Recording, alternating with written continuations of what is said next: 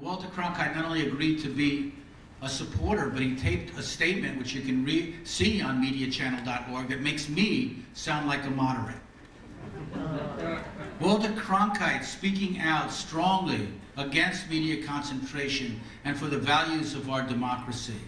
Well, in 2 years, we've gone from 20 organizations to, as of today, 915, making it the largest online media issues network in the world. And we invite you to have a look at it, to link to it. Pilar Levine looked at the site. He's a great musician, and he decided, well, I want to do something about popular culture. It's not, not everybody's just into journalism. Let's look critically at what's happening to popular culture, to media, to the music industry, to artists like himself. And he's created Pop Cult. And Pop Cult is now part of the media channel and a growing part of our effort to try to bring this discussion of the media and into the lives of people around the world, to begin to listen and hear what people in other countries, Malaysia, and elsewhere in the world are actually saying and doing. We need to come together. We need to come together. So on that note, which is really an optimistic note that it can be done, that we can find sustainable ways of supporting each other in both our desire for artistic expression and our need for collective action. We can do this should we choose to. We can speak up, and we can be noticed, and we can make a difference, not only in the world at large, but also in our own lives. To reconnect with that sense of empowerment, that spirit of creativity that really inspired us in the first place to get engaged with any of these issues. I know we can do it. I'm trying to keep on keeping on in doing it. I really want you to join me. So thank you very much. And remember this one last thing.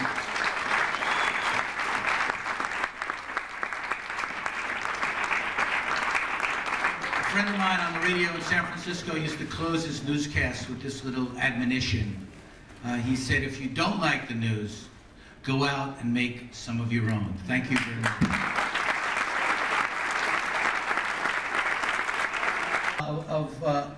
Your concerns and reasons for being here. So why don't we just open it up a little bit and turn this auditorium into a chat room for a few minutes.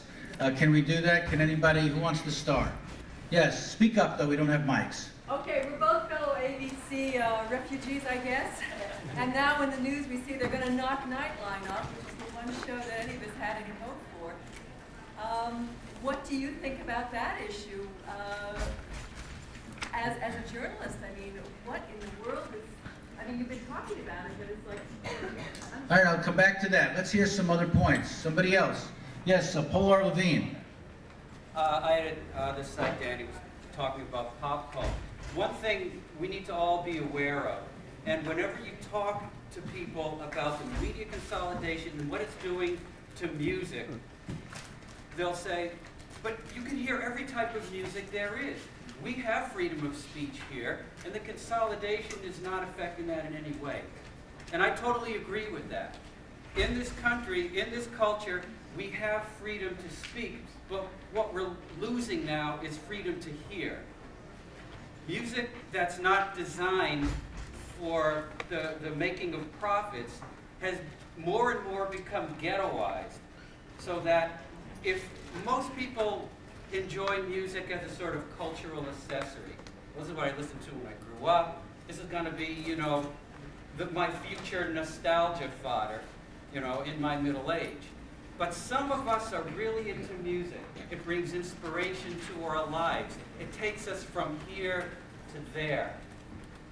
And it's almost impossible to find. You have to dedicate a good portion of your life now to find musical expression, cinematic expression that feeds you something.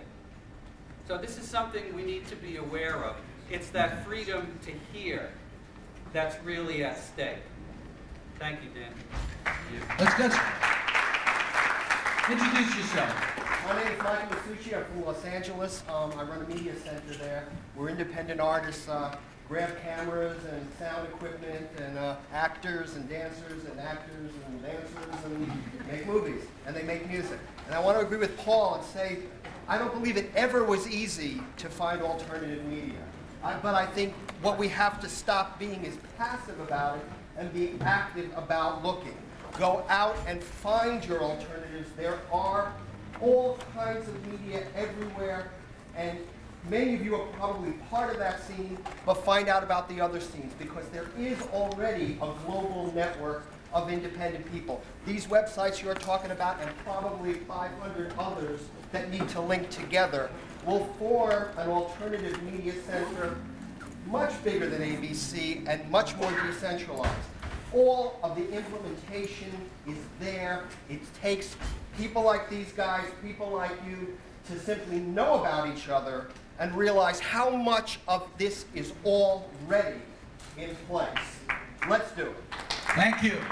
Anyone else? We have another artist or two. Yes. Hi, my name is Otto von Ruggins. I'm a public access television producer. My show is OTV. I have a, you have a relationship with Stephen Van Zandt, and he recently presented something called Cave Stomp. And he had some of the 60 bands, the Electric Prunes, the Music Machine, and I think he hit it on the head. I wish I had taped him when he made these comments. He said that the only decade that really matters is the 60s, because that was the Renaissance period in terms of the music. And I'd like to make the observation that at that point in time, the music changed our culture. And it's not happening anymore. I think what's happening more is that culture is affecting the music as opposed to the music affecting the culture. Thank you very much.